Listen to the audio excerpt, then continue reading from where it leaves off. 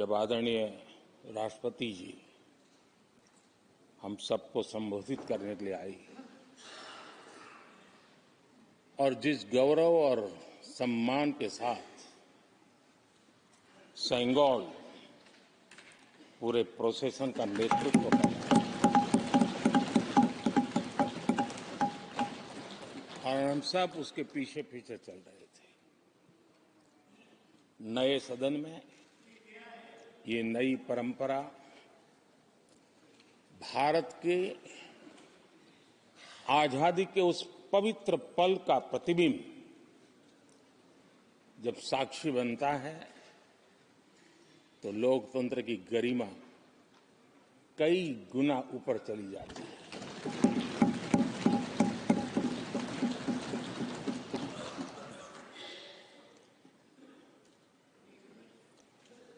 ये 75वां गणतंत्र दिवस, इसके बाद संसद का नया भवन,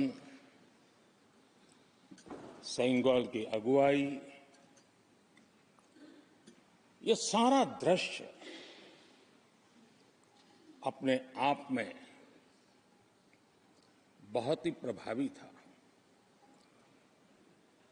मैं जब वहां से पूरे कार्यक्रम को मैं भागीदारी कर रहा था, यहां से तो उतना हमें भव्यता नजर नहीं आती है, लेकिन वहां सब मैंने देखा कि वाकई नए सदन में इस गरिमापूर्ण उपस्थिति में राष्ट्रपति, उपराष्ट्रपति जी और आप, हम सब के मन को प्रभावित करने वाला वो दृश्य हमेशा हमेशा याद है।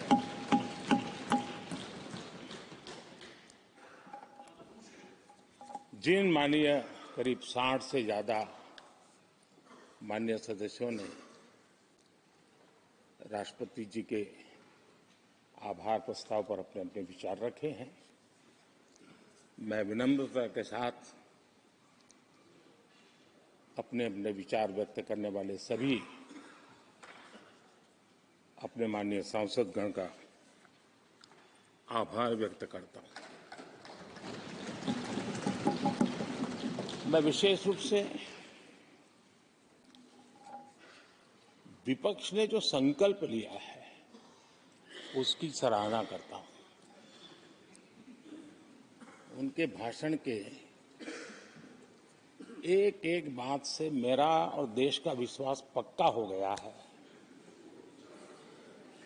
कि इन्होंने लंबे अरसे तक वहां रहने का संकल्प लिया।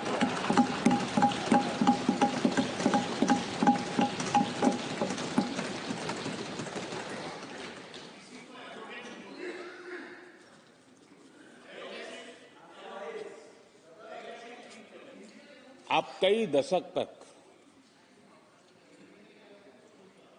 जैसे यहां बैठे थे, वैसे ही कई दशक तक वहां बैठने का आपका संकल्प, और जनता जनार्दन तो ईश्वर का रूप होती है, और आप लोग जिस प्रकार से इन दिनों मेहनत कर रहे हैं, मैं पक्का मानता हूं कि ईश्वर रूपी जनता जनार्दन आपको जरूर आशीर्वाद देगी और आप जिस ऊंचाई पे हैं उससे भी अधिक ऊंचाई पर जरूर पहुंचेंगे और अगले चुनाव में दर्शक दिशा में दिखेंगे।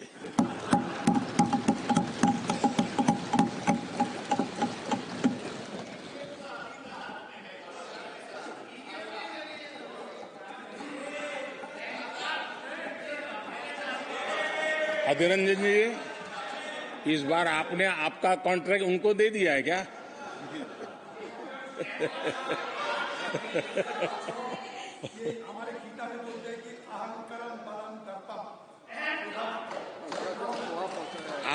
आपने इन्हीं चीजों को पचाया है।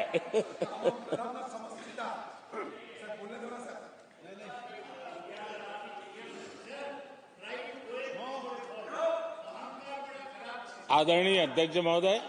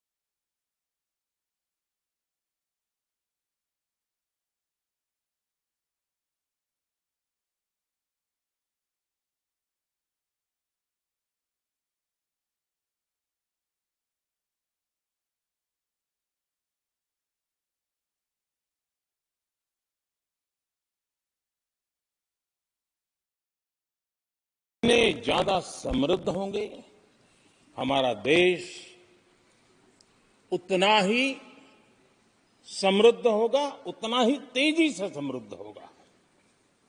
और उन्होंने इन 4 स्तंभों का उल्लेख करते हुए देश की नारी शक्ति, देश की युवा शक्ति, देश के हमारे गरीब भाई बहन और देश के हमारे किसान, हमारे मछुआरे, हमारे पशुपालक, उनकी चर्चा की है। इनके सशक्तिकरण के माध्यम से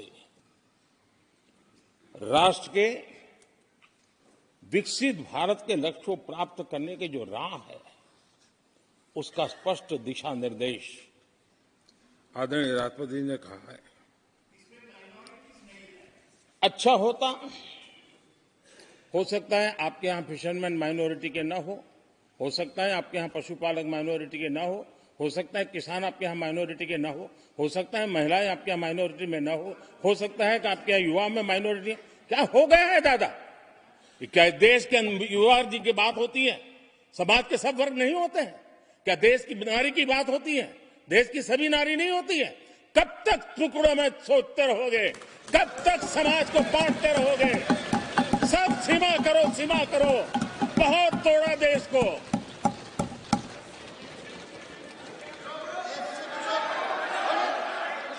आदरणीय अध्यक्ष जी,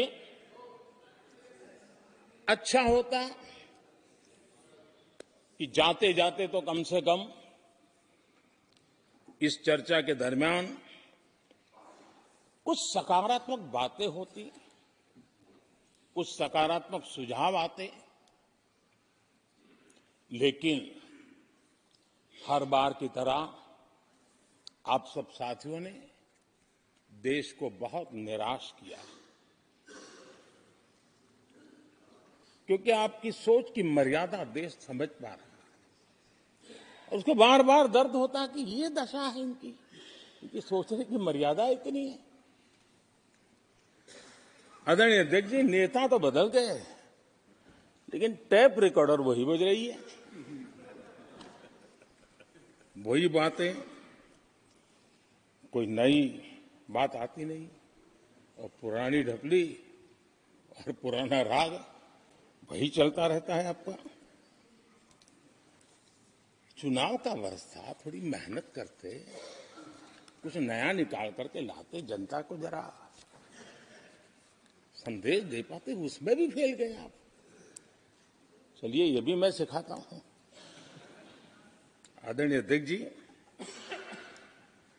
आज विपक्ष की जो हालत हुई ना, इसकी सबसे दोषी कांग्रेस पार्टी है।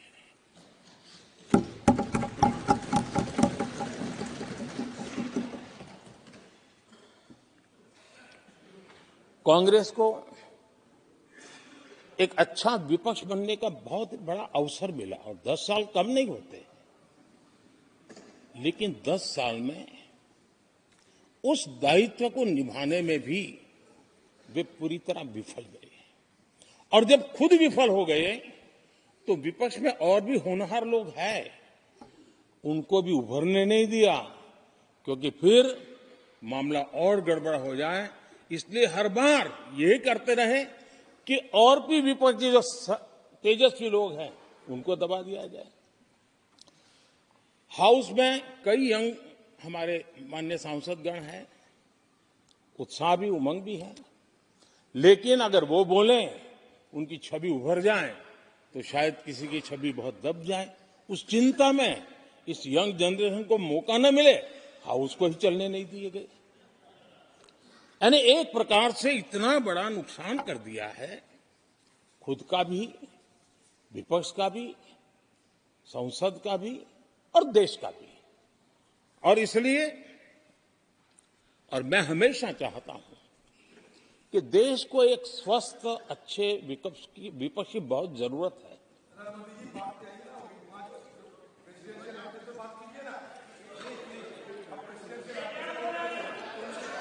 देश ने जितना परिवारवाद का खामियाजा उठाया है और उसका खामियाजा खुद कांग्रेस ने भी उठाया है। अब अधीर बाबू की हालत हम देख रहे हैं, वरना ये समय था संसद में रहने का, लेकिन परिवारवाद की सेवा तो करनी पड़ती है।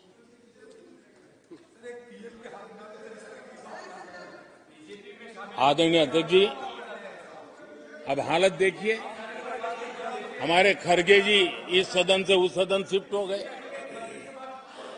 और गुलाम नबी जी तो पार्टी से ही शिफ्ट कर गए। ये सब परिवारवाद के भेंट चढ़ गए। एक ही प्रोडक्ट बार बार की दुकान ताला लगने की नौबत आ गई है। और ये दुकान हम नहीं कह रहे, आप लोग कह रहे हैं। आप लोग कहते हैं दुकान खोलिए, सब जगह पे बोलते हैं, दुकान को ताला लगने की बात आई।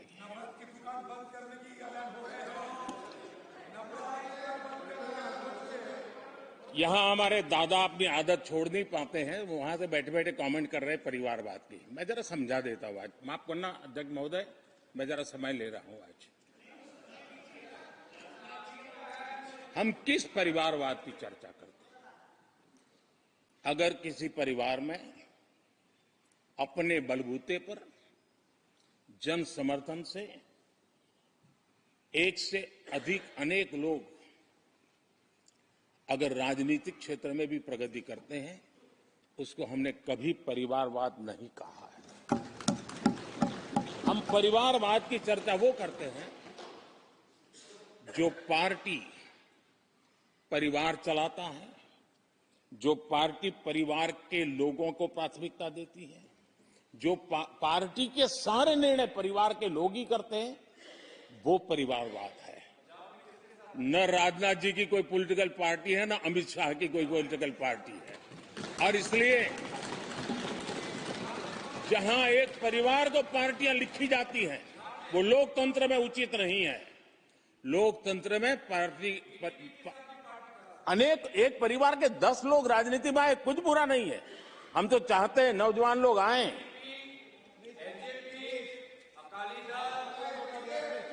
हम भी चाहते हैं ये इसकी चर्चा करिए। हमारे साथ, आपके साथ मेरा विषय नहीं है। देश के लोकतंत्र के लिए परिवारवादी राजनीति, पारिवारिक पार्टियों की राजनीति, ये हम सबकी चिंता का विषय होना चाहिए। और इसलिए मैं किसी परिवार के 2 लोग अगर प्रगति करते हैं, उसको तो मैं स्वागत करूंगा। 10 लोग प्रगति करें, मैं स्वागत करूंगा। देश में जितनी नई पीढ़ी अच्छे लोग आए, स्वागत योग्य है। सवाल यह है कि परिवार ही पार्टियां चलाती है। पक्का है कि ये अध्यक्ष नहीं होगा तो उसका बेटा होगा, ये नहीं होगा तो उसका बेटा होगा। ये लोकतंत्र का खतरा है। और इसलिए अच्छा हुआ दादा, थैंक यू। ये विषय कभी बोलता नहीं था, आज बोल दिया मैंने। आदरणीय अध्यक्ष जी, एक ही प्रोडक्ट को बार बार लॉन्च करने का भरपूर प्रयास हो रहा है।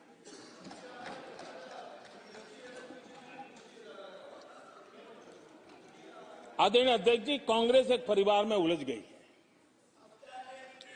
देश के करोड़ों परिवार की आकांक्षाएं और उपलब्धियां वो देख पा ही नहीं रहे, देख सकते नहीं, अपने परिवार के बाहर देखने की तैयारी नहीं है।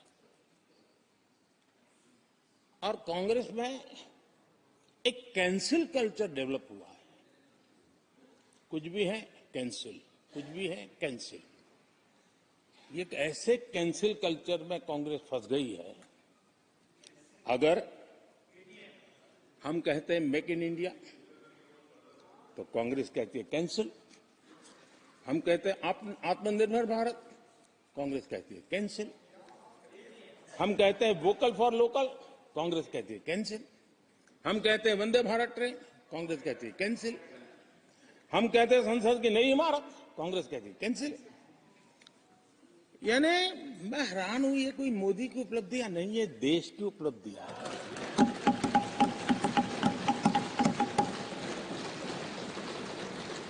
इतनी नफरत कब तक पाले रखोगे? और उसके कारण देश की सफलताएं, देश के अचीवमेंट, उसको भी कैंसिल करके आप बैठ गए हो।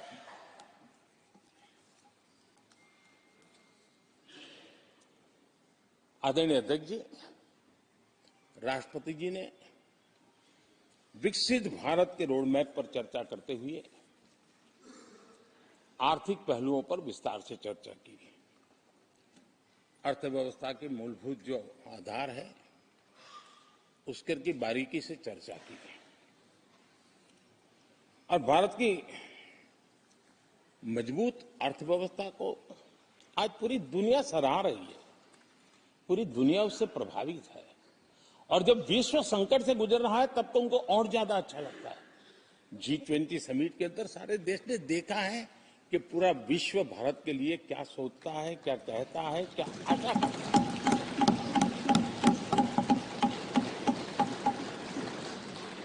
और इन सारे 10 साल के कार्यकाल के अनुभव के आधार पर आज की मजबूत अर्थव्यवस्था को देखते हुए जिस तेज गति से भारत विकास कर रहा है, उसकी बारीकियों को जानते हुए मैं विश्वास से कहता हूं, और इसीलिए मैंने कहा है कि हमारे तीसरे टर्म में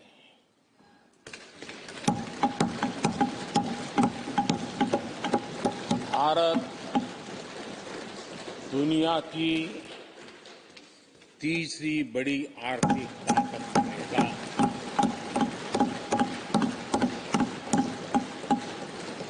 और ये मोदी की गारंटी है।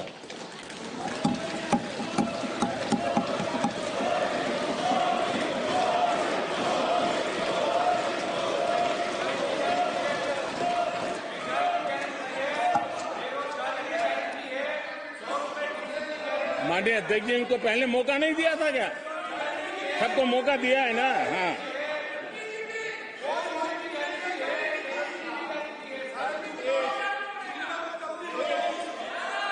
आदरणीय अध्यक्ष जी,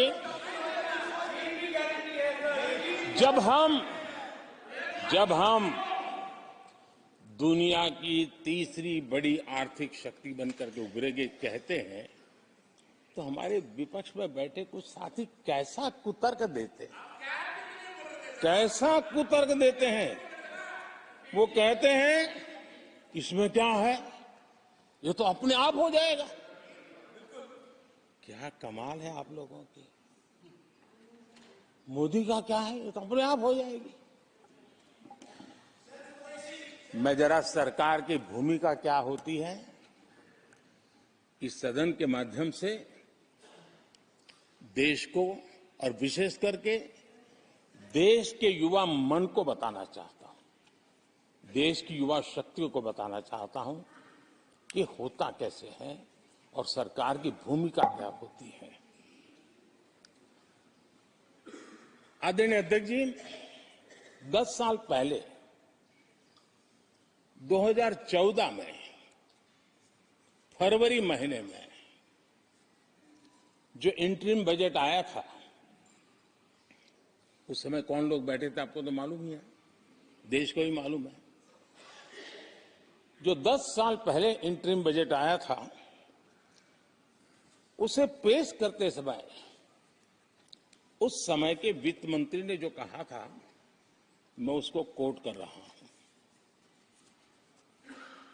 और एक एक शब्द बड़ा मूल्यवान है जी।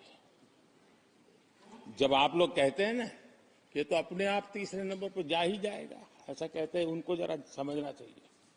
ये उन्होंने क्या कहा था, I now wish to look forward and outline a vision for the future. Vision for the future.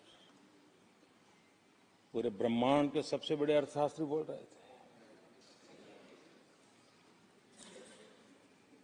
I now wish to look forward and outline a vision for the future.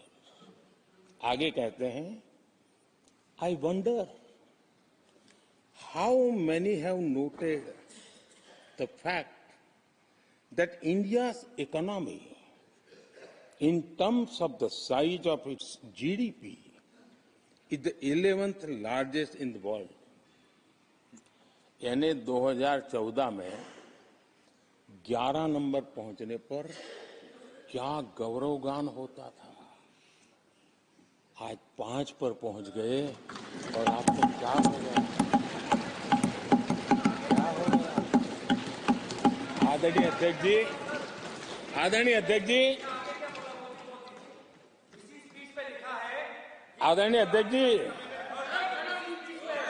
आदरणीय अध्यक्ष जी, आदरणीय अध्यक्ष जी, आदरणीय अध्यक्ष जी, मैं आगे पढ़ रहा हूं। गोगोई जी, थैंक यू, आपने अच्छा कहा। मैं आगे पढ़ रहा हूं, ध्यान से सुनिए साथियों, ध्यान से सुनिए।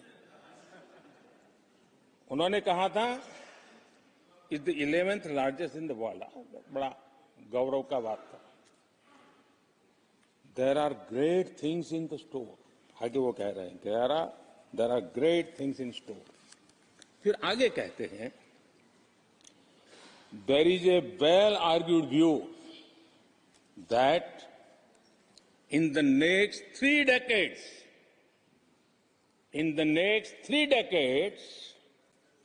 India's nominal GDP will take the country to the 3rd rank after the US and China. उस समय ये ब्रह्मांड के बड़े अर्थशास्त्री कह रहे थे कि तीसरे नंबर पर 30 साल में हम पहुंच जाएंगे। 30 साल। और फिर कहा था ये मेरा विजन, जो मैं मनमोहन सिंह नहीं थे उस वक्त, मनमोहन सिंह नहीं थे। बहुत लोग हैं जो ये ख्यालों में रहते हैं वो ब्रह्मांड के सबसे बड़ी अर्थशास्त्री है। ये लोग 2014 में कह रहे हैं और विजन क्या देखते हैं कि अरे 2044 यानी 2044 तक तीसरी अर्थव्यवस्था की बात। ये इनकी सोच, ये इनकी मर्यादा, सपना भी देखने का सामर्थ्य खो चुके थे लोग। संकल्प तो दूर की बात थी। 30 साल का इंतजार करने के लिए मेरे देश की युवा पीढ़ी को कह कर गए थे, लेकिन हम आज आपके सामने विश्वास से खड़े हैं, इस पवित्र सदन में खड़े हैं और मैं आपको विश्वास दिलाता हूं कि 30 साल हम नहीं लगने देंगे। ये मोदी की गारंटी है। मेरे तीसरे कार्यकाल में देश दुनिया की तीसरी आर्थिक शक्ति बन जाए।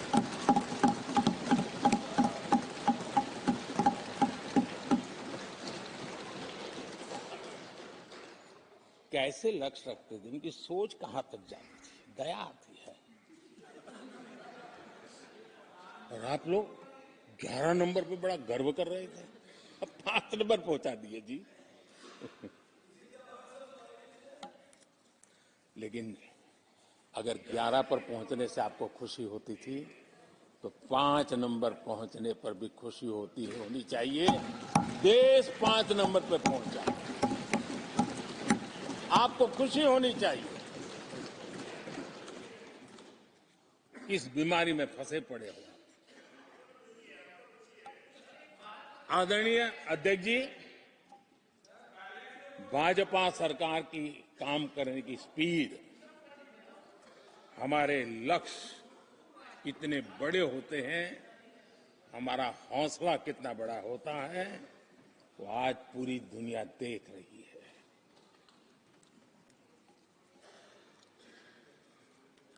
और आदरणीय अध्यक्ष जी, एक कहावत है, हमारे उत्तर प्रदेश में खास ये कहावत कही जाती है 9 दिन चले 2.5 कोस।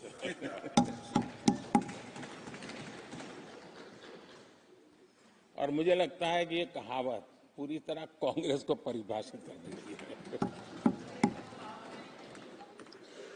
ये कांग्रेस की सुस्त रफ्तार, कांग्रेस की सुस्त रफ्तार का कोई मुकाबला नहीं। आज देश में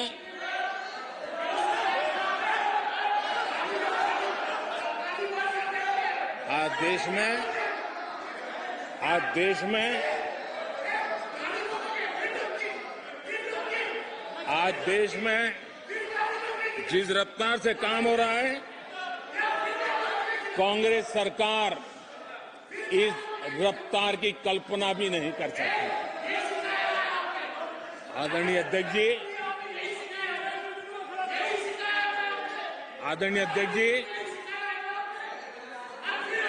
शहरी गरीबों के लिए हमने गरीबों के लिए 400 घर हमने गरीबों के लिए, आदरणीय अध्यक्ष जी, हमने गरीबों के लिए 4 करोड़ घर बनाए।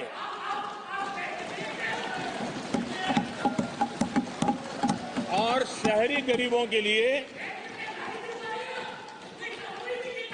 80 लाख पक्के मकान शहरी गरीबों के लिए बने।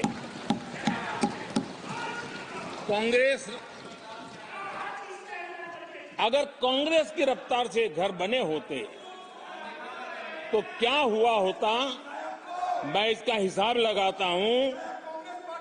अगर कांग्रेस की जो रफ्तार थी उस प्रकार से चला होता तो 100 साल लगते, इतना काम करने में 100 साल लगते, 5 पीढ़ियां गुजर जाती। आदरणीय अध्यक्ष जी, 10 वर्ष में 40,000 किलोमीटर रेलवे ट्रैक का इलेक्ट्रिफिकेशन हुआ। अगर कांग्रेस की रफ्तार से देश चलता, इस काम को करने में 80 साल लग जाते। एक प्रकार से 4 पीढ़ियां गुजर जाती। आदरणीय अध्यक्ष जी, हमने 17 करोड़ अधिक गैस कनेक्शन दिए। ये मैं 10 साल का हिसाब दे रहा हूं। अगर कांग्रेस की चाल से चलते तो ये कनेक्शन देने में और 60 साल लग जाते। 3 पीढ़ियां धुएं में खाना पकाते पकाते गुजर जाती। आदरणीय अध्यक्ष जी, हमारी सरकार ने सैनिटेशन कवरेज 40% से 100% तक पहुंची है।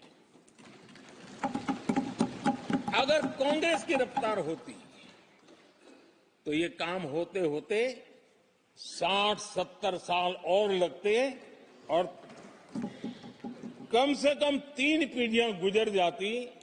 लेकिन गारंटी नहीं होता कि नहीं होता। आदरणीय अध्यक्ष जी,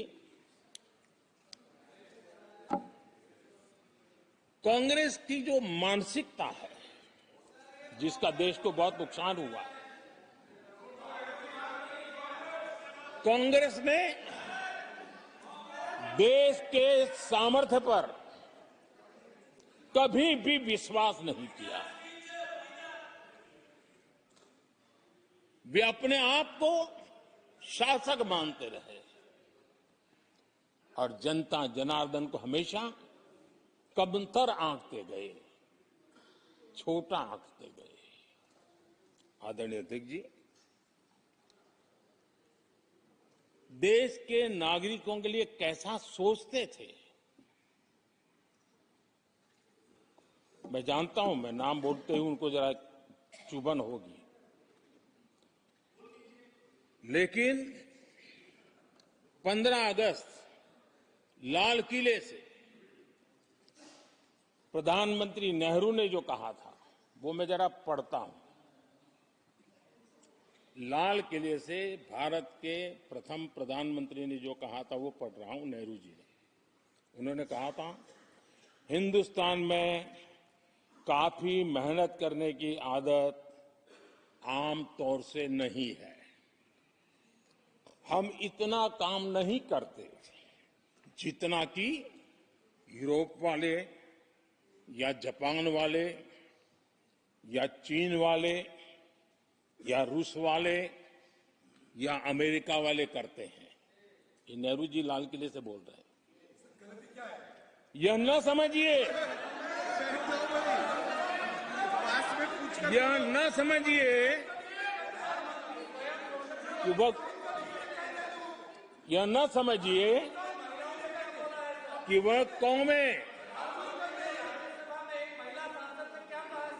ये न समझिए कि वह कौमें कोई जादू से खुशहाल हो गई।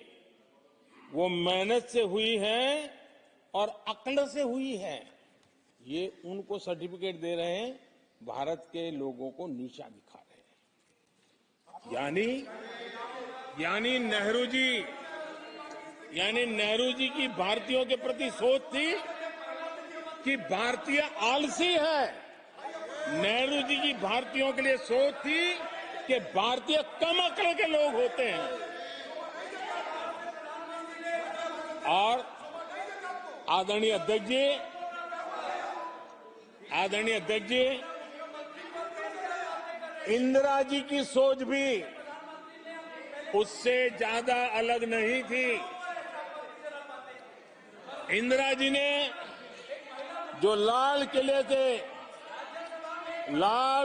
से 15 अगस्त को कहा था, लाल किले से 15 अगस्त को इंदिरा जी ने कहा था, दुर्भाग्यवश हमारी आदत ये है कि जब कोई शुभ काम पूरा होने को होता है तो हम आत्मतुष्टि की भावना से ग्रस्त हो जाते हैं, और जब कोई कठिनाई आ जाती है तो हम नाउम्मीद हो जाते हैं। कभी कभी तो ऐसा लगने लगता है कि पूरे राष्ट्र ने ही पराजय भावना को अपना लिया है। आज कांग्रेस के लोगों को देख करके लगता है कि इंदिरा जी भले देश के लोगों का आकलन सही न कर पाए, लेकिन कांग्रेस का एकदम सटीक आकलन उन्होंने किया।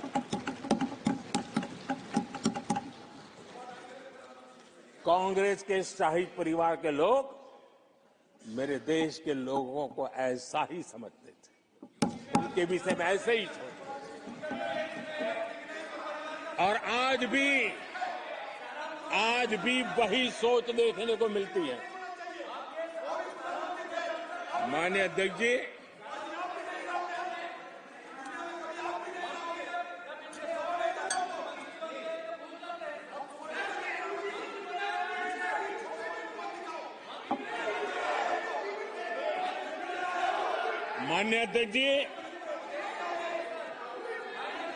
कांग्रेस का विश्वास हमेशा सिर्फ एक परिवार पर रहा। एक परिवार के आगे वो न कुछ सोच सकते हैं, न कुछ देख सकते हैं। कुछ दिन पहले भानुमति का कुनबा जोड़ा,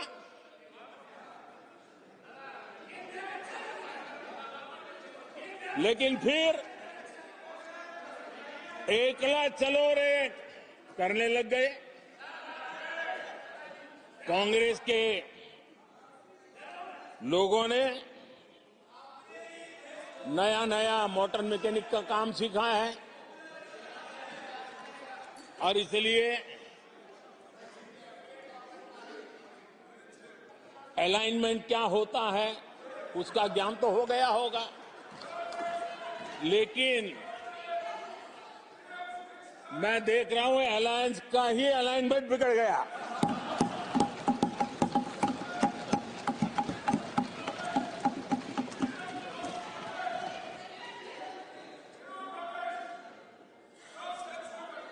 इनको अपने इस कुनबे में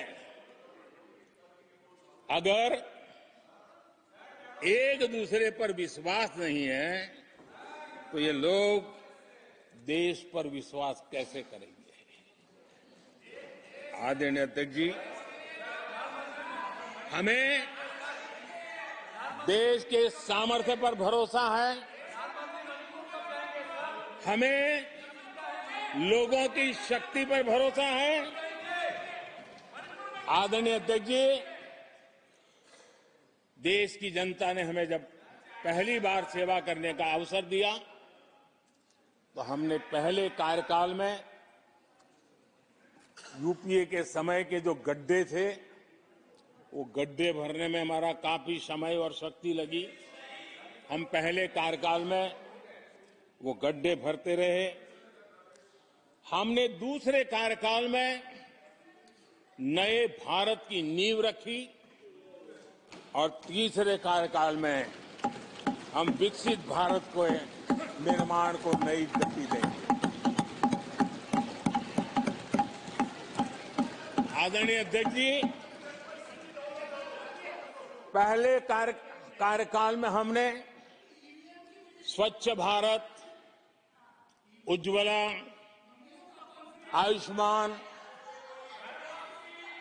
आयुष्मान भारत, बेटी बचाओ बेटी पढ़ाओ, उसी प्रकार से सुगम्य भारत, डिजिटल इंडिया, ऐसे कितने ही जनहित के कामों को अभियान का स्वरूप देकर के आगे बढ़ाए। टैक्स व्यवस्था आसान हो, इसके लिए जीएसटी जैसे निर्णय लिए और हमारे इन कामों को देख करके जनता ने भरपूर समर्थन दिया, जनता ने बहुत आशीर्वाद दिए, पहले से भी ज्यादा आशीर्वाद दिए और हमारा दूसरा कार्यकाल प्रारंभ हुआ। दूसरा कार्यकाल संकल्पों और वचनों की पूर्ति का कार्यकाल रहा।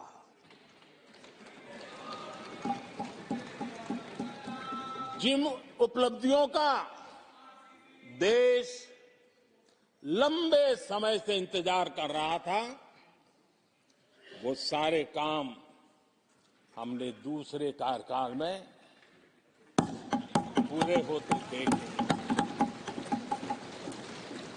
हम सबने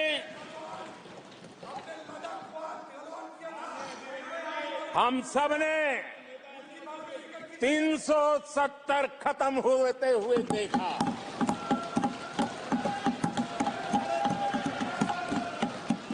इन्हीं माननीय सांसदों के आंखों के सामने और उनके वोट की ताकत से 370 गया।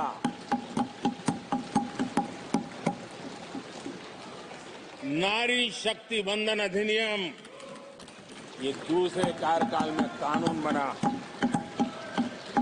आदरणीय अध्यक्ष जी, अंतरिक्ष से लेकर के ओलंपिक तक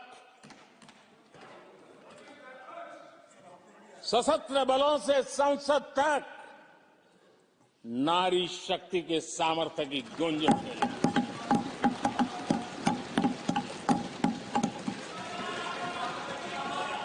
ये नारी शक्ति के सशक्तिकरण को आज देश ने देखा है।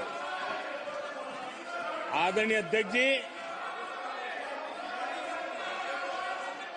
उत्तर से दक्षिण तक, पूरब से पश्चिम तक लोगों ने दशकों से अटकी भटकी लटकी योजनाओं को समयबद्ध तरीके से पूरे होते हुए देखे। आदरणीय अध्यक्ष जी, अंग्रेजी शासन के पुराने दंड प्रधान कानूनों से हम please please please please please please माननीय सदस्यगण, सदन के नेता बोल रहे हैं, आपको प्लीज आप समझाइए। सदन के नेता बोल रहे हैं, आपको मैंने सबको पर्याप्त समय पर्याप्त अवसर दिया था। यह तरीका गलत है, यह हमें मर्यादा बना के रखना पड़ेगा। प्लीज बैठे बैठे कोई टिप्पणी नहीं करेगा। Please please please please no, गलत तरीका, गलत तरीका। माननीय प्रधानमंत्री जी,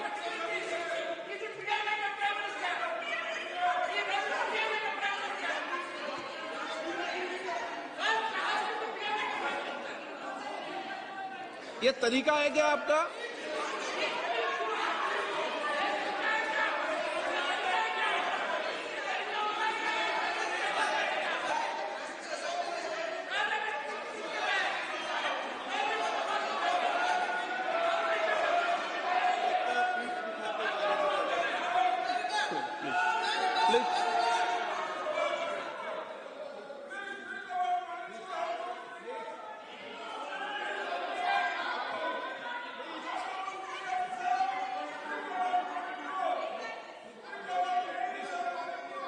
आदरणीय अध्यक्ष जी,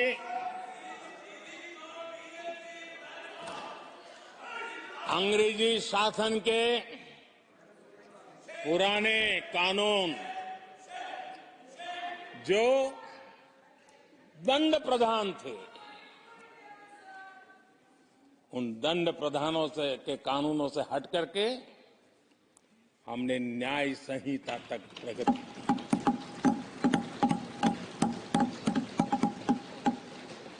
हमारी सरकार ने सैकड़ों ऐसे कानूनों को समाप्त किया जो अप्रासंगिक हो गए थे। सरकार ने 40,000 से ज्यादा कंप्लायंसेस खत्म कर दिए। आदरणीय अध्यक्ष जी, भारत ने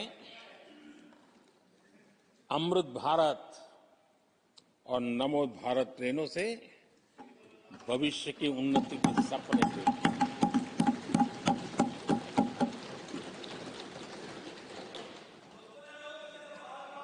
आदरणीय अध्यक्ष जी, देश के गांव-गांव ने, देश के कोटि-कोटि जनों ने विकसित भारत की संकल्प यात्रा देखी है और सैचुरेशन के पीछे कितनी मेहनत की जाती है, उसके हक की चीज उसको मिले, उसके दरवाजे दस्तक देकर के देने का प्रयास देश पहली बार देख रहा है। आदरणीय अध्यक्ष जी, भगवान राम, आदरणीय अध्यक्ष जी, भगवान राम न सिर्फ अपने घर लौटे, बल्कि एक ऐसे मंदिर का निर्माण हुआ जो भारत की महान सांस्कृतिक परंपरा को नई ऊर्जा देता रहेगा। और आदरणीय अध्यक्ष जी, अब हमारी सरकार का तीसरा कार्यकाल भी बहुत दूर नहीं है। ज्यादा से ज्यादा 100-125 दिन बाकी है। और अब की बार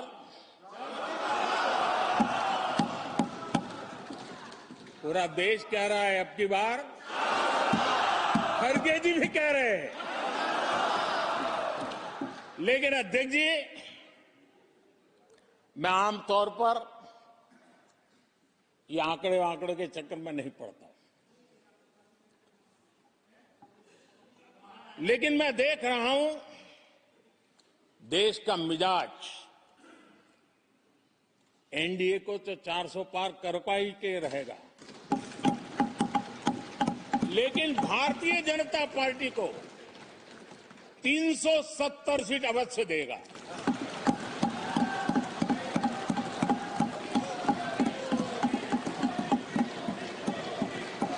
बीजेपी को 370 सीट और एनडीए को 400 पार।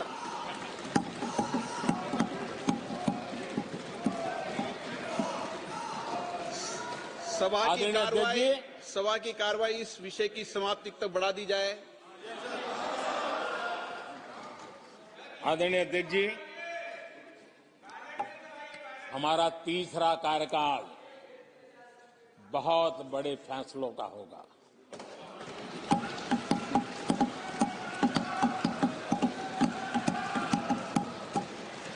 मैंने लाल किले से कहा था और राम मंदिर प्राण प्रतिष्ठा के समय भी मैंने उसको दोहराया था। मैंने कहा था देश को अगले 1000 वर्षों तक समृद्ध और सिद्धि के शिखर पर देखना चाहिए। तीसरा कार्यकाल अगले 1000 वर्षों के लिए एक मजबूत नींव रखने का कार्यकाल होगा।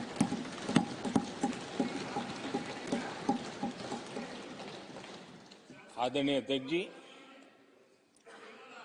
मैं भारतवासियों के लिए, उनके भविष्य के लिए बहुत ही विश्वास से भरा हुआ हूं।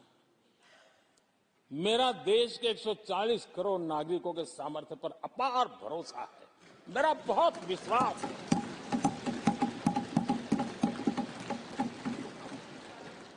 दस वर्षों में 25 करोड़ लोग गरीबी से बाहर आए, ये सामर्थ्य दिखाता है। आदरणीय अध्यक्ष जी,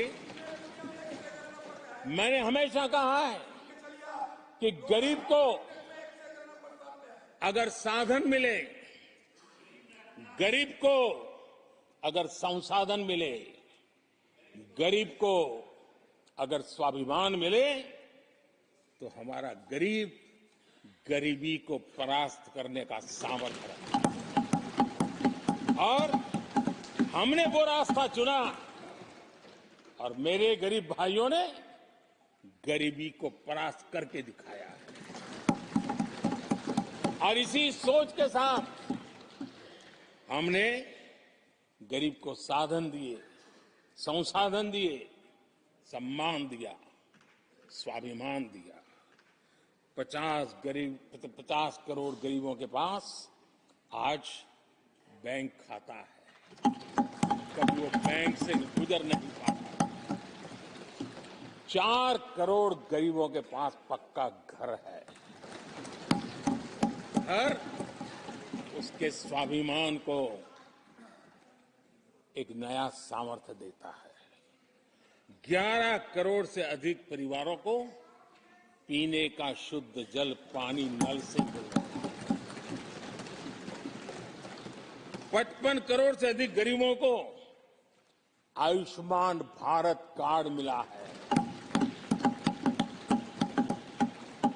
घर में कोई भी बीमारी आ जाए, उस बीमारी के कारण फिर से वो गरीबी की तरफ लुढ़क न जाए, उसको भरोसा है कितनी भी बीमारी क्यों ना आ जाए, मोदी बैठा है। 80 करोड़ लोगों को मुफ्त अनाज की सुविधा दी गई है। आदरणीय अध्यक्ष जी, मोदी ने उनको पूछा जिनको पहले कोई पूछता तक नहीं था। देश में पहली बार रेहड़ी पटरी वाले साथियों के बारे में सोचा गया। पीएम स्वनिधि योजना से आज वो ब्याज के चक्कर से बाहर निकले, बैंक से पैसे लेकर अपने कारोबार को बढ़ा रहे हैं। देश में पहली बार हाथ का हुनर जिनका सामर्थ्य है, जो राष्ट्र का निर्माण भी करते हैं, ऐसे मेरे विश्वकर्मा साथियों के बारे में सोचा गया। उनको आधुनिक टूल, आधुनिक ट्रेनिंग, पैसों की मदद, विश्व एक मार्केट उनके लिए खुल जाए, ये मेरे विश्वकर्मा भाइयों के लिए हमने कहा। देश में पहली बार पीबीटीजी यानी जनजातियों में भी अति पिछड़े जो हमारे भाई बहन हैं, संख्या बहुत कम है, वोट के हिसाब से किसी को नजर नहीं जाती। हम वोट से परे हैं, हम दिलों से जुड़े हैं और इसलिए पीबीटीजी जातियों के लिए पीएम जनमन योजना बना करके उनके कल्याण का मिशन मोड में काम उठाया है। इतना ही नहीं, सरहद के जो गांव थे जिनको आखिरी गांव करके छोड़ दिया गया था, हमने वो आखिरी गांव को पहला गांव बना करके विकास की पूरी दिशा बदल दी। आदरणीय अध्यक्ष जी, मैं जब बार बार मिलेट्स की वकालत करता हूं, मिलेट्स की दुनिया के अंदर जाकर के चर्चा करता हूं, G20 के देशों को लोगों के सामने गर्व के साथ मिलेट्स परोसता हूं, उसके पीछे मेरे दिल में 3 करोड़ से ज्यादा मेरे छोटे किसान हैं जो मिलेट्स की खेती करते हैं। इनका कल्याण, इससे हम जुड़े हुए हैं। आदरणीय अध्यक्ष जी, जब मैं वोकल फॉर लोकल की बात करता हूं, जब मैं मेक इन इंडिया की बात करता हूं, तब मैं करोड़ों गृह उद्योग, लघु उद्योग, कुटीर उद्योग, उससे जुड़े हुए मेरे लाखों परिवारों के साथ उनके कल्याण के लिए सोचता हूं। आदरणीय अध्यक्ष जी, खादी, कांग्रेस पार्टी ने उसको भुला दिया, सरकारों ने भुला दिया। आज मैं खादी के ताकत देने में सफलतापूर्वक आगे बढ़ा हूं, क्योंकि खादी के साथ, हैंडलूम के साथ करोड़ों बुनकरों की जिंदगी लगी हुई है। मैं उनके कल्याण को देखता हूं। आदरणीय अध्यक्ष जी, हमारी सरकार हर कोने में गरीबी को निकालने के लिए, गरीब को समृद्ध बनाने के लिए अनेक विविध प्रयासों को कर रही है। जिनके लिए वोट बैंक ही था, उनके लिए उनका कल्याण संभव नहीं था। हमारे लिए उनका कल्याण राष्ट्र का कल्याण है और इसलिए हम उसी रास्ते पर चल रहे हैं। आदरणीय अध्यक्ष जी, कांग्रेस पार्टी ने, यूपीए सरकार ने ओबीसी समुदाय के साथ भी कोई न्याय नहीं किया, अन्याय किया। इन लोगों ने ओबीसी नेताओं का अपमान करने में कोई कोर कसर नहीं छोड़ी है। कुछ दिन पहले जब कर्पूरी ठाकुर जी को भारत रत्न दिया, हमने वो सम्मान किया। लेकिन याद करिए, उस कर्पूरी ठाकुर अति पिछड़े समाज से ओबीसी समाज के उस महापुरुष के साथ क्या व्यवहार हुआ था, किस प्रकार से उनके साथ जुल्म किया। 1970 में बिहार के मुख्यमंत्री बने तो उनको पद से हटाने के लिए कैसे कैसे खेल खेले गए थे। उनकी सरकार अस्थिर करने के लिए क्या कुछ नहीं किया गया था। आदरणीय अध्यक्ष जी, कांग्रेस को अति पिछड़ा व्यक्ति बर्दाश्त नहीं हुआ था। 1987 में जब कांग्रेस के पास पूरे देश में उनका झंडा फहरता था, सत्ता ही सत्ता थी, तब उन्होंने कर्पूरी ठाकुर को प्रतिपक्ष के नेता के रूप में स्वीकार करने से मना कर दिया। और कारण क्या दिया? वो संविधान का सम्मान नहीं कर सकते। जिस कर्पूरी ठाकुर ने पूरा जीवन लोकतंत्र के सिद्धांतों के लिए, संविधान की मर्यादाओं के लिए खपा दिया, उनका अपमान करने का काम कांग्रेस पार्टी ने किया था। आदरणीय अध्यक्ष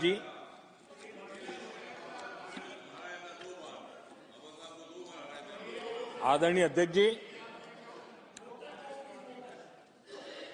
कांग्रेस के हमारे साथियों को आजकल इस पर बहुत चिंता जताते हैं कि सरकार में ओबीसी कितने लोग हैं, कितने पद पर कहां, उसके हिसाब किताब करते रहते हैं। लेकिन मैं हैरान हूं, उनको इतना सबसे बड़ा ओबीसी नजर नहीं आता है। यहां आके बंद करके बैठ जाते हैं। आदरणीय अध्यक्ष जी, जरा मैं ये दुनिया भर की चीजें करते हैं, मैं कहना चाहता हूं, ये क्लास है। ये यूपीए के समय एक एक्स्ट्रा कॉन्स्टिट्यूशनल बॉडी बनाई गई थी, जिसके सामने सरकार की कुछ नहीं चलती थी। नेशनल एडवाइजरी काउंसिल, जरा कोई निकाल करके देखे उसमें क्या कोई ओबीसी था क्या? जरा निकाल के देखिए। इतनी बड़ी बड़ी पावरफुल बॉडी बनाई थी और वो तो अपॉइंट कर रहे थे। आदरणीय अध्यक्ष जी, पिछले 10 वर्षों में नारी शक्ति के सशक्तिकरण को लेकर के अनेक विध कदम उठाए गए। नारी के नेतृत्व में समाज के सशक्तिकरण पर काम किया गया है। आदरणीय अध्यक्ष जी, अब देश की बेटी, हिंदुस्तान में कोई ऐसा सेक्टर नहीं है जहां देश की बेटियों के लिए दरवाजे बंद हो।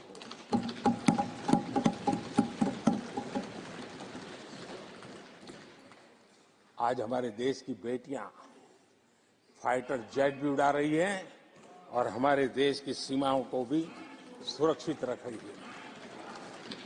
आदरणीय अध्यक्ष महोदय, ग्रामीण व्यवस्था, अर्थव्यवस्था हमारी, women self help group 10 crore बहनें जुड़ी है और आर्थिक गतिविधि करती है और ग्रामीण अर्थव्यवस्था को वो नई ताकत दे रही है। और मुझे आज खुशी है कि इन प्रयासों का परिणाम है कि आज करीब करीब 1 करोड़ लखपति दीदी आज देश में है। और जब मेरी उनसे बातें होती है, उनका जो आत्मविश्वास देखता हूं, मेरा पक्का विश्वास है हम जिस तरह आगे बढ़ रहे हैं, आने वाले हमारे कार्यकाल में 3 करोड़ लखपति दीदी हमारे देश के अंदर देखेंगे।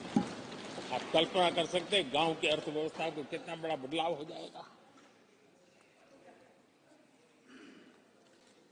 आदरणीय अध्यक्ष जी, हमारे देश में बेटियों के संबंध में जो पहले सोच थी, समाज के घर में घुस गई थी, दिमाग में भी घुस गई थी, आज वो सोच कितनी तेजी से बदल रही है।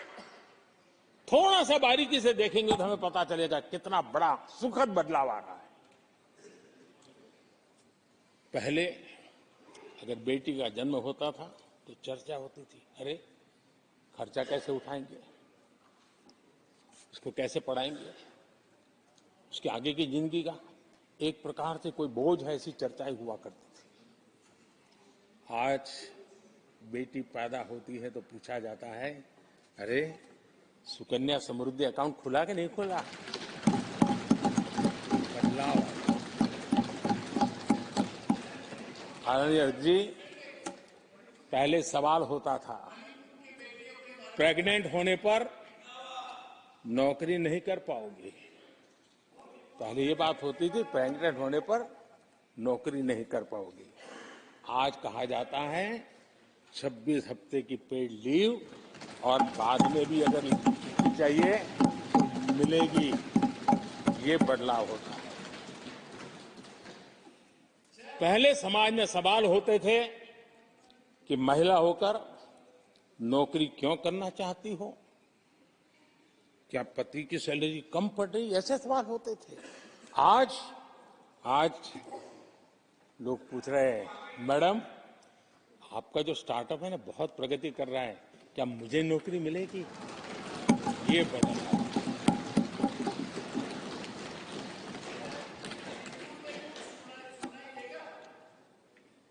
आदरणीय अध्यक्ष जी, एक समय था जब सवाल पूछा जाता था कि बेटी की उम्र बढ़ रही है, शादी कब करोगे?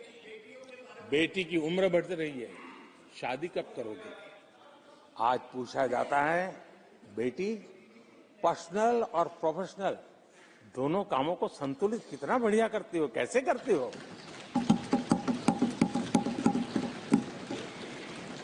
आदरणीय अध्यक्ष जी, एक समय था घर में कहा जाता था कि घर के मालिक घर पे है कि नहीं है, ऐसा पूछा जाता था।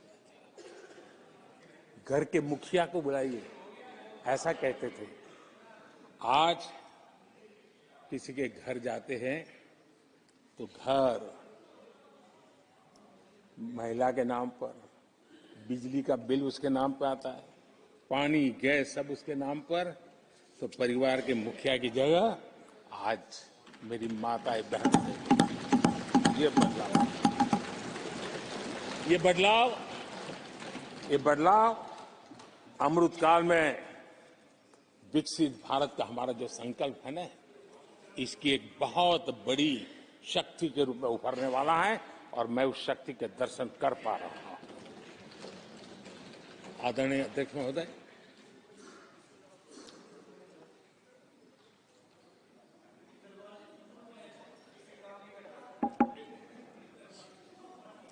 किसानों के लिए आंसू बहाने की आदत मैंने बहुत देखी है। किसानों के साथ कैसा कैसा विश्वासघात किया गया है, ये देश ने देखा है। कांग्रेस के समय कृषि के लिए कुल वार्षिक बजट होता था 25,000 करोड़ रुपया। आदरणीय अध्यक्ष जी, हमारी सरकार का बजट है 1.25 लाख करोड़।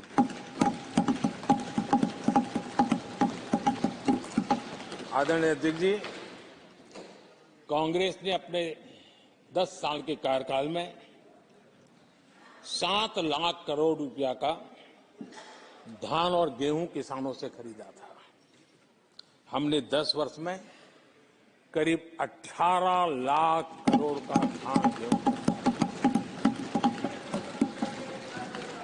कांग्रेस सरकार ने दलहन और तिलहन की खरीदी नाम मात्र कभी कहीं की हो तो की हो। हमने 1.25 लाख करोड़ रुपए से भी अधिक का दलहन और तिलहन खरीद किया है। हमारे कांग्रेस के साथियों ने पीएम किसान सम्मान निधि का मड़ा उड़ाया और जब मैंने मेरी पहली टर्म में ये योजना शुरू की थी तो मुझे याद है कि झूठा नैरेटिव की जो फैशन चल पड़ी है, गांव में जाके कहा जाता था कि देखिए ये मोदी के पैसे मत लेना, ये चुनाव एक बार जीत गया तो सारे पैसे ब्याज समेत तुमसे वापस मांगेगा, ऐसा झूठ फैलाया गया था। किसानों को इतना मूर्ख बनाने की कोशिश की गई थी। आदरणीय अध्यक्ष जी, पीएम किसान सम्मान निधि 2,80,000 करोड़ रुपए हमने भेजे। पीएम फसल बीमा योजना 30,000 रुपया का प्रीमियम और उसके सामने 1.5 लाख करोड़ रुपया मेरे किसान भाई बहनों को दिया। कांग्रेस ने अपने शासनकाल में कभी भी मछुआरे पशुपालक की तो नामो निशान नहीं था उनके काम में। पहली बार इस देश में मछुआरों के लिए अलग मंत्रालय बना, पशुपालन के लिए अलग मंत्रालय। पहली बार पशुपालक को, मछुआरों को किसान क्रेडिट कार्ड दिया गया ताकि कम ब्याज से उसको बैंक से पैसा मिल सके, वो अपना कारोबार बढ़ा सके। किसान और मछुआरों की चिंता सिर्फ जानवरों की नहीं होती है, जिंदगी का एक महत्वपूर्ण हिस्सा है। आर्थिक चक्र को चलाने में इन पशुओं की अभी बहुत बड़ी भूमिका होती है। हमने फुट एंड माउथ डिसीज उससे हमारे पशुओं को बचाने के लिए 50 करोड़ से ज्यादा टीके लगाए हैं, पहले कभी सोचा नहीं। आदरणीय अध्यक्ष महोदय,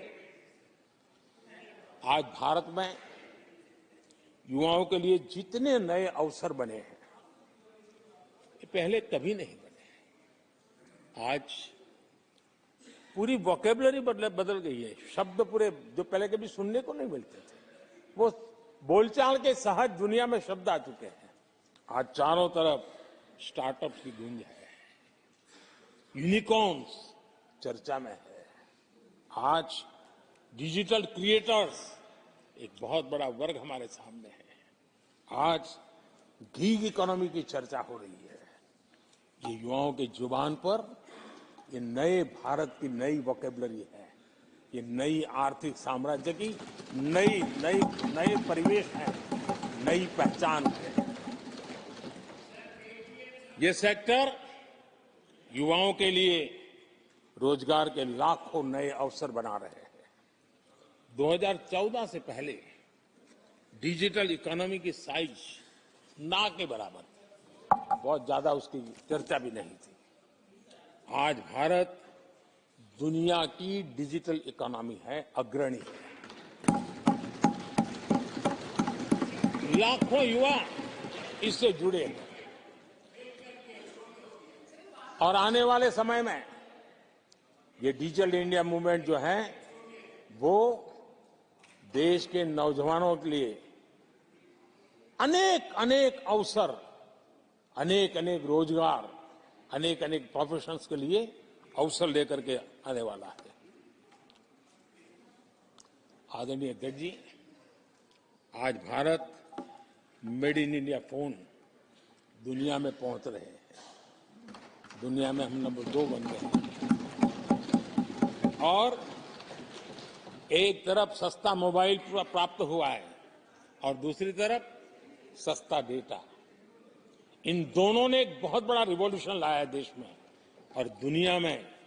हम जिस कीमत पे आज हमारे नौजवानों को ये प्राप्त करवा रहे हैं, सबसे कम कीमत पर करवा रहे हैं और वो एक कारण बना है।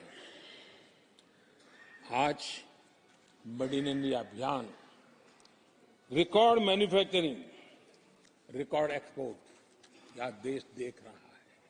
आदरणीय जी, ये सारे काम हमारे नौजवानों के लिए सबसे ज्यादा रोजगार लाने वाले काम है, सबसे ज्यादा रोजगार के अवसर पैदा करेंगे।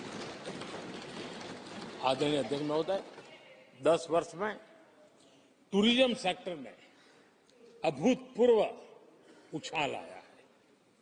हमारे देश में ये ग्रोथ और टूरिज्म सेक्टर ऐसा है जिसमें कम से कम पूंजी निवेश में अधिक से अधिक लोगों को रोजगार देने वाला अवसर है और सामान्य से सामान्य व्यक्ति को भी ये रोजगार देने वाला अवसर है। स्वरोजगार की सबसे ज्यादा संभावनाएं वाला टूरिज्म क्षेत्र है। 10 वर्ष में एयरपोर्ट 2 गुने बने।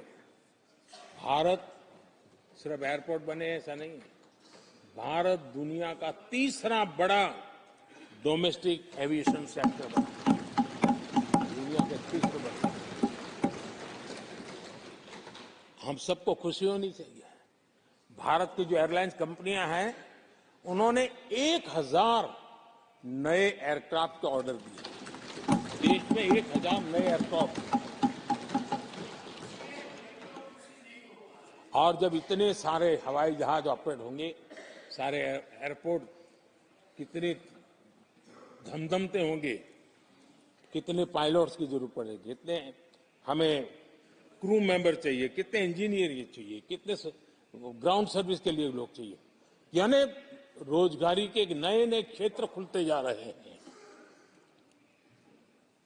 एविएशन सेक्टर भारत के लिए एक बहुत बड़ा नया अवसर बनकर के आया है। आदरणीय अध्यक्ष जी, हमारी कोशिश रही है कि इकोनॉमी को हम फॉर्मलाइज करने की दिशा में मजबूती से कदम उठाए, युवाओं को नौकरी भी मिले, सोशल सिक्योरिटी भी मिले। इन दोनों को लेकर के और आपने जिन बातों के आधार पर हम निर्णय करते हैं और देश में भी माना जाता है, वो एक होता है डाटा ईपीएफओ का, ईपीएफओ में जो रजिस्ट्रेशन होता है 10 साल में करीब 18 करोड़ नए सब्सक्राइबर आए और वो तो सीधा पैसों से जुड़ा खेल होता है, उसमें फर्जी नाम नहीं होते हैं। मुद्रा लोन पाने वालों में 8 करोड़ लोग ऐसे हैं जिन्होंने जीवन में पहली बार कारोबार अपना शुरू किया है, बिजनेस। और जब मुद्रा लोन लेता है तो खुद तो रोजगारी पाता है, एक या दो और लोगों को भी रोजगारी देता है, क्योंकि तो उसका काम ऐसा होता है। हमने लाखों स्ट्रीट वेंडर्स को सपोर्ट किया है। 10 करोड़ महिलाएं एसएचजी से जुड़ी, जैसा मैंने कहा 1 लाख, लखपति दीदी 1 करोड़, ये अपने आप में बहुत। और मैंने जैसे कहा हम 3 करोड़ के टारगेट को। आदरणीय अध्यक्ष जी, कुछ आंकड़े हैं जो अर्थशास्त्री समझते हैं, नहीं सामान्य मानवी भी समझता है। 2014 से पहले के 10 वर्षों में इंफ्रास्ट्रक्चर के निर्माण में करीब करीब 12 लाख करोड़ का बजट था। 10 साल में 12 लाख करोड़। बीते 10 वर्षों में इंफ्रास्ट्रक्चर निर्माण के अंदर बजट 44 लाख करोड़, 44 लाख करोड़। रोजगार कैसे बढ़ते हैं इससे समझ आता है। आदरणीय अध्यक्ष जी, इस राशि से जितनी बड़ा मात्रा में काम हुआ है, उसके कारण इतने लोगों को रोजी रोटी मिली है, इसका आप अंदाज कर सकते हैं। हम भारत को मैन्युफैक्चरिंग का, रिसर्च का, इनोवेशन का हब बने, उस दिशा में देश की युवा शक्ति को प्रोत्साहित कर रहे हैं, व्यवस्थाएं विकसित कर रहे हैं, आर्थिक मदद के योजनाएं बना रहे हैं। आदरणीय अध्यक्ष जी, एनर्जी के क्षेत्र में हम हमेशा डिपेंडेंट रहे। एनर्जी के सेक्टर में हमें आत्मनिर्भर होने की दिशा में बहुत कुछ करने की आवश्यकता है और हमारी कोशिश है ग्रीन एनर्जी की तरफ। हाइड्रोजन को लेकर के हम बहुत बड़ी मात्रा में आगे बढ़ रहे हैं, उसमें अभूतपूर्व निवेश। उसी प्रकार से दूसरा क्षेत्र है जिसमें भारत को लीड लेनी होगी, वो है सेमीकंडक्टर। पिछली सरकारों ने जितने प्रयास किए लेकिन सफलता नहीं मिली। अब हम जिस स्थिति में पहुंचे हैं, मैं विश्वास से कहता हूं कि हमारे 3 दशक खराब भले हो गए, लेकिन आने वाला समय हमारा है। हम सेमीकंडक्टर के क्षेत्र में अभूतपूर्व निवेश में देख रहा हूं और भारत दुनिया को एक बहुत बड़ा कंट्रीब्यूशन करेगा। इन सारे कारणों से आदरणीय अध्यक्ष जी, क्वालिटी जॉब की संभावनाएं बहुत बढ़ने वाली है और जिसके कारण समाज में जैसे जैसे हमने एक अलग स्किल मिनिस्ट्री बनाई, उसके पीछे ही तो ये है कि देश के नौजवानों को हुनर मिले और ऐसे अवसर मिले, और हम इंडस्ट्री 4.0 उसके लिए मैन पावर को तैयार करते हुए आगे बढ़ने की दिशा में काम कर रहे हैं। आदरणीय अध्यक्ष जी, यहां महंगाई को लेकर के काफी कुछ बातें की गई है। मैं जरूर चाहूंगा कि देश के सामने कुछ सच्चाइयां आनी चाहिए। इतिहास गवाह है, जब भी कांग्रेस आती है महंगाई लाती है।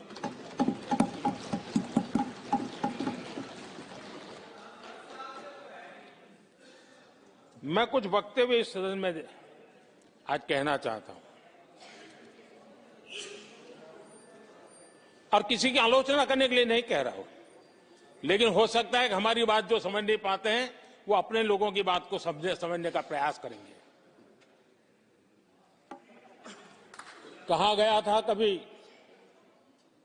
और किसने कहा था वो मैं बाद में कहूंगा, हर चीज की कीमत बढ़ जाने की वजह से मुसीबत फैली है, आम जनता उनमें फंसी है। ये स्टेटमेंट ऑफ फैक्ट किसका है? ये कहा था हमारे पंडित नेहरू जी ने, लाल किले से कहा था उस समय। हर चीज की कीमत बढ़ जाने की वजह से मुसीबत फैली है, आम जनता उनमें फंसी है। ये उस समय की बात है। उन्होंने माना था लाल किले से, चारों तरफ महंगाई बढ़ी है। अब इस वक्तव्य के 10 साल के बाद, नेहरू जी के इस वक्तव्य के 10 साल के बाद एक और वक्तव्य का कोट आपके सामने रखता हूं। आप लोग, मैं कोट बता रहा हूं, आप लोग आजकल भी कुछ दिक्कतों में हैं, परेशानियों में हैं, महंगाई की वजह से।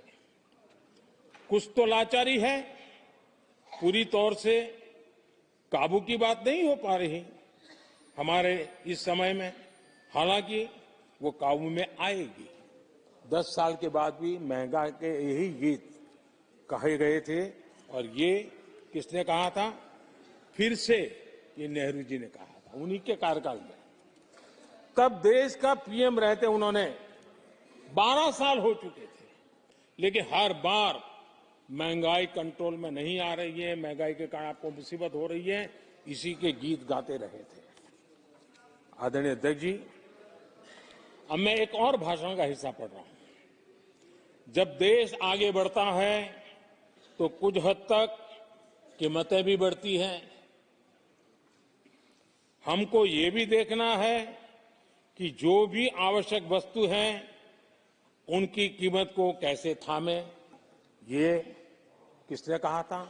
इंदिरा गांधी जी ने कहा था। 1974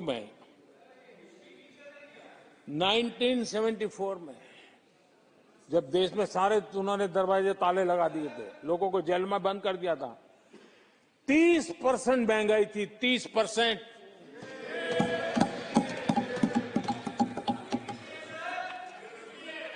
आदरणीय अध्यक्ष जी,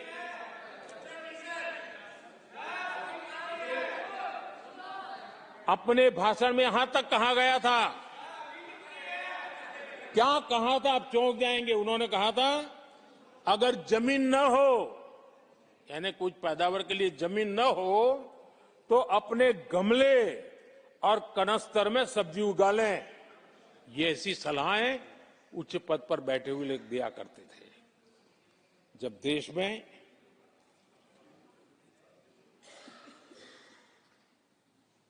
महंगाई को लेकर के 2 गाने सुपरहिट हुए थे हमारे देश में, घर घर गाए जाते थे। एक महंगाई मार गई और दूसरा महंगाई डायन खाएगा, डायन खाए जाता है। और ये दोनों गाने कांग्रेस के शासनकाल में आए। आदरणीय अध्यक्ष जी, यूपीए के शासनकाल में महंगाई डबल डिजिट में थी, डबल डिजिट में महंगाई थी, इसको नकार नहीं सकते हैं। और यूपी का सरकार का तर्क क्या था जी? असंवेदनशीलता। ये कहा गया था कि महंगी आइसक्रीम खा सकते हो तो महंगाई का रोना क्यों रो रहे हो? ये कहा गया था, ये कहा गया था। जब भी कांग्रेस आई है, उसने महंगाई को ही मजबूत किया। आदरणीय अध्यक्ष जी, हमारी सरकार ने महंगाई को लगातार नियंत्रण में रखा है। दो युद्ध के बावजूद और 100 साल में आए सबसे बड़े संकट के बावजूद महंगाई नियंत्रण में है और हम कर पाए हैं।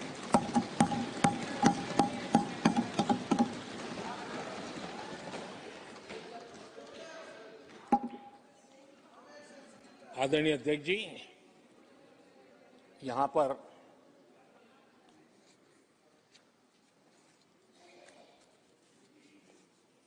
बहुत गुस्सा व्यक्त किया गया। जितना हो सका उतने कठोर शब्द में गुस्सा व्यक्त किया गया। उनका दर्द मैं समझता हूं, उनकी मुसीबत और ये गुस्सा मैं समझता हूं, क्योंकि तीर निशाने पर लगा है।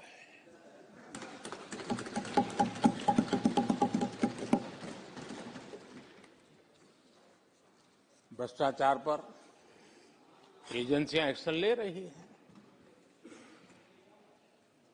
उसको लेकर भी इतना गुस्सा, क्या क्या शब्दों का प्रयोग किया जा रहा है। आदरणीय अध्यक्ष जी, 10 साल पहले हमारे सदन में, पार्लियामेंट में क्या चर्चा होती थी? सदन का पूरा समय घोटालों की चर्चा पर जाता था, भ्रष्टाचार की चर्चा पर जाता था, लगातार एक्शन की डिमांड होती थी। सदन यही मांग करता रहता था, एक्शन लो, एक्शन लो, एक्शन किया जा रहा है। तो लोग उनका समर्थन में हंगामा करते हैं। देखिए, इनके समय में एजेंसियों का सिर्फ और सिर्फ राजनीतिक उपयोग के लिए उपयोग किया जाता था, बाकी उनको कोई काम करने नहीं दिया जाता था। अब आप देखिए उनके कालखंड में क्या हुआ। पीएमएलए एक्ट के तहत हमने पहले के मुकाबले 2 गुने से अधिक केस दर्ज किए। कांग्रेस के समय में ईडी ने 5,000 करोड़ रुपए की संपत्ति जब्त की। हमारे कार्यकाल में ईडी ने 1 लाख करोड़ रुपए की संपत्ति दी। देश का लूटा हुआ माल देना ही पड़ेगा। और जिनका इतना सारा माल पकड़ा जाता हो, नोटों के ढेर पकड़े जाते हो, और अधीर बाबू तो बंगाल से आते हैं, देखे हैं नोटों के ढेर उन्होंने। तो किस किस के घर में से पकड़े जाते, किस किस राज्यों में पकड़े जाते थे। ये देश ये नोटों के ढेर देख देख करके चौंक गया है। लेकिन अब जनता को आप मूर्ख नहीं बना सकते। जनता देख रही है कि किस प्रकार से यूपीए सरकार में जो भ्रष्टाचार की बातें होती थी, उसका टोटल 10-15 लाख करोड़ का रहा है। चर्चा होती थी। हमने लाखों करोड़ के घोटाले तो अटकाए, लेकिन उन सारे पैसों को गरीबों के काम लगा दिया, गरीबों के कल्याण के लिए। अब बिचौलियों के लिए गरीबों को लूटना बहुत मुश्किल हो गया है। Direct benefit transfer, Jan Dhan account, Aadhaar, mobile, उसकी ताकत हमने पहचानी है। 30 लाख करोड़ रुपए से ज्यादा रकम हमने लोगों के खाते में सीधी पहुंचाई। और अगर कांग्रेस के एक प्रधानमंत्री ने कहा था कि 1 रुपया भेजते हैं 15 पैसे पहुंचते हैं, अगर उस हिसाब से मैं देखूं तो हम जो 30 लाख भेजे हैं, अगर उनका जमाना होता तो कितना रुपया कहां चला जाता, इसका हिसाब लगाइए। 15% मुश्किल से लोगों के पास पहुंचता, बाकी सब कहां चला जाता। आदरणीय अध्यक्ष जी, हमने 10 करोड़ फर्जी नाम हटाए हैं। अभी लोग पूछते हैं पहले इतना आंकड़ा था, क्यों कम हुआ? आपने ऐसी व्यवस्था बनाई थी, जिस बेटी का जन्म नहीं हुआ, उसको आपके यहां से विधवा पेंशन जाते थे। और ऐसे सरकारी योजनाओं को मारने के जो रास्ते थे ना, 10 करोड़ फर्जी नाम बंद किए। ये जो परेशानी है ना इन चीजों की है, क्योंकि रोजमर्रा की काय उनकी बंद हो गई है। आदरणीय अध्यक्ष जी, हमने ये फर्जी नामों को हटाने से करीब करीब 3 लाख करोड़ रुपया फर्जी हाथों में जाने से बचाया, गलत हाथों में जाने से बचाया। देश के टैक्स पेयर का पाई पाई बचाना और सही काम में लगाना, इसके लिए हमने जीवन खपा रखे हैं। आदरणीय अध्यक्ष जी, सभी राजनीतिक दलों को भी सोचने की जरूरत है, और समाज में भी जो लोग बैठे हैं उनको देखने की जरूरत है। आज देश का दुर्भाग्य है, पहले तो क्लासरूम में भी कोई अगर चोरी करता था, किसी की कॉपी करता था, तो वो भी 10 दिन तक अपना मुंह किसी को दिखाता नहीं था। आज जो भ्रष्टाचार के आरोप जिन पे सिद्ध हो चुके हैं, जो जेलों में समय निकाल करके पैरोल पर आए, आज वॉशिंग मशीन से भी बड़ा कंधे पे लेकर के महिमा मंडन कर रहे हैं ऐसे चोरों का सार्वजनिक जीवन में। कहां ले जाना चाहते हो देश को तुम? जो सजा हो चुकी है, मैं ये तो समझता हूं कि आरोप जो है उनके लिए तो आप सोच सकते हैं, लेकिन जो गुनाह सिद्ध हो चुका है, जो सजा काट चुके हैं, जो सजा काट रहे हैं, ऐसे लोगों का महिमा मंडन करते हो आप? कौन सा कल्चर और देश की भावी पीढ़ी को क्या प्रेरणा देना चाहते हो आप? कौन से रास्ते और ऐसी कौन सी आपकी मजबूरी है?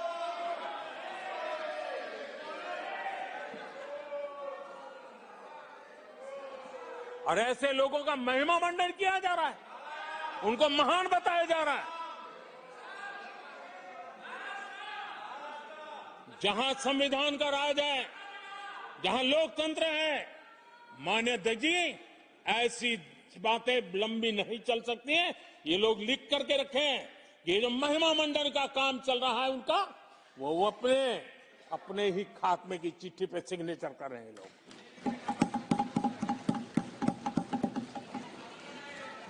आदरणीय अध्यक्ष जी, जांच करना ये एजेंसियों का काम है। एजेंसियां स्वतंत्र होती हैं और संविधान ने उनको स्वतंत्र रखा हुआ है, और जज करने का काम न्यायाधीश का है। जज करने का काम न्यायाधीश का है और वो अपना काम कर रहे हैं। और अध्यक्ष जी, मैं इस पवित्र सदन में फिर से दोहराना चाहूंगा, जिसको जितना जुल्म मुझ पर करना है कर ले, मेरी भ्रष्टाचार के खिलाफ लड़ाई चलती रहेगी। जिसने देश को लूटा है उनको लौटाना पड़ेगा, जिन्होंने देश को लूटा है उनको लौटाना पड़ेगा। ये मैं देश को इस सदन की पवित्र जगह से वादा करता हूं। जिसको जो आरोप लगाना है लगा लें, लेकिन देश को लूटने नहीं दिया जाएगा, और जो लूटा है वो लौटाना पड़ेगा। आदरणीय अध्यक्ष जी, देश सुरक्षा और शांति का एहसास कर रहा है। पिछले 10 वर्ष की तुलना में सुरक्षा के क्षेत्र में देश आज वाकई सशक्त हुआ है। आतंकवाद, नक्सलवाद एक छोटे दायरे में अब सिमटा हुआ है।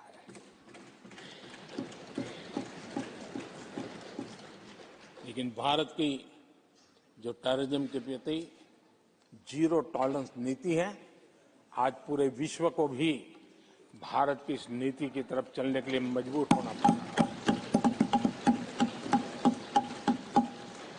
भारत की सेनाएं सीमाओं से लेकर के समंदर तक अपने सामर्थ्य को लेकर के आज भी साथ है। हमें हमारी सेना के पराक्रम पर गर्व होना चाहिए। हम कितना ही उनके मोरल तोड़ने की कोशिश करें, मुझे मेरी सेना पर भरोसा है। मैंने उनके सामर्थ्य को देखा है। कुछ राजनेता सेना के लिए हल्के फुल्के शब्द बोल दें, इससे मेरे देश की सेना डिमोरलाइज होगी। ये सपनों में कोई रहते तो निकल जाए। देश के मूड को वो खत्म नहीं कर सकते, और किसी के एजेंट बन करके इस प्रकार की भाषा अगर कहीं से भी उठती है, देश कभी स्वीकार नहीं कर सकता है। और जो खुलेआम देश में अलग देश बनाने की वकालत करते हैं,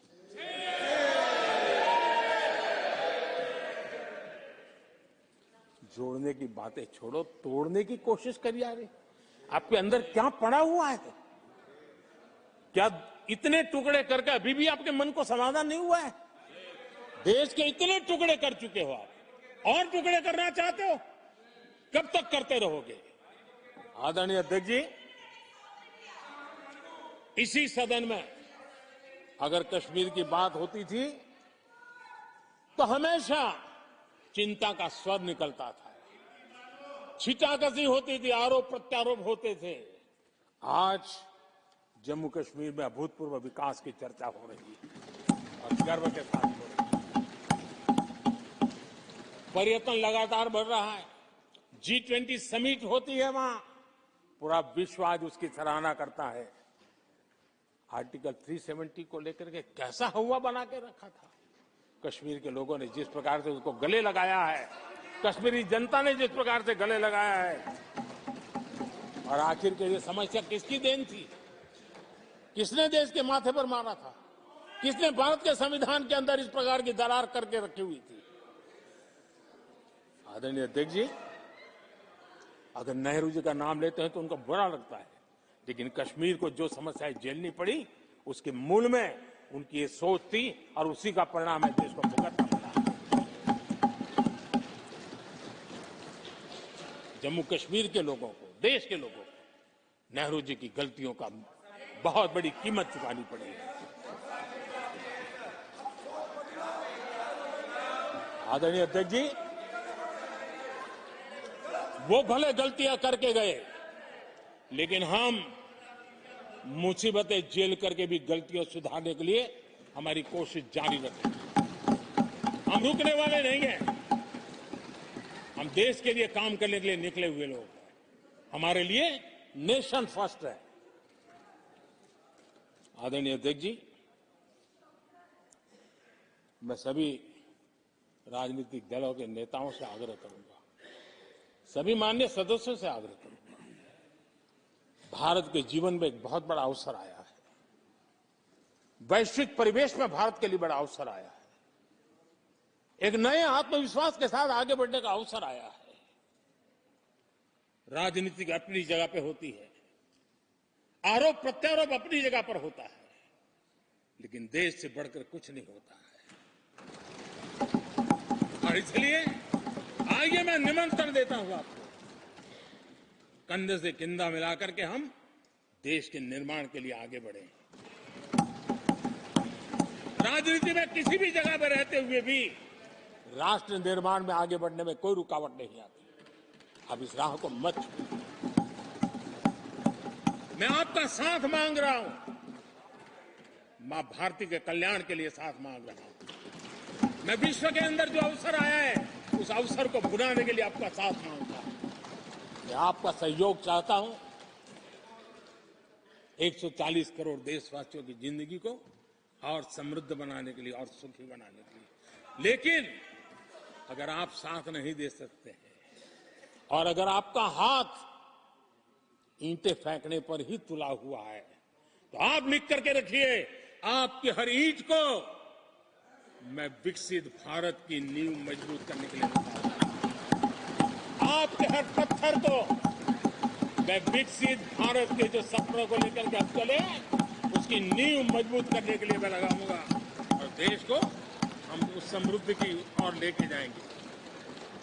जितने पत्थर उछालने उछाल लीजिए, आपका हर पत्थर भारत के समृद्ध, भारत के विकसित भारत के सपने को समृद्ध बनाने के लिए हर पत्थर को मैं काम में ले लूंगा। ये भी मैं आपको विश्वास दिलाता हूं।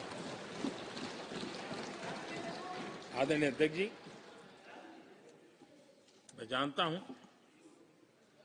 साथियों की तकलीफें मैं जानता हूं, लेकिन वो जो कुछ भी बोलते हैं मैं दुखी नहीं होता और दुखी होना भी नहीं चाहिए, क्योंकि मैं जानता हूं ये नामदार है, हम कामदार हैं और हम कामदारों को तो नामदारों से सुनना ही पड़ता है। जी तो नामदार कुछ भी कहते रहें, कुछ भी कहने का उनको तो जन्मजात अधिकार मिले हुए हैं और हम कामदारों को सुनना होता है। हम सुनते भी रहेंगे और देश को सहजते भी रहेंगे, देश को आगे बढ़ाते रहेंगे। आदरणीय अध्यक्ष जी, आपने मुझे इस पवित्र सदन में आदरणीय राष्ट्रपति जी के उद्बोधन को समर्थन करने के लिए बोलने का अवसर दिया। मैं आदरणीय राष्ट्रपति जी के उद्बोधन को समर्थन देते हुए धन्यवाद प्रस्ताव पर आभार व्यक्त करते हुए मेरी वाणी को विराम देता हूं।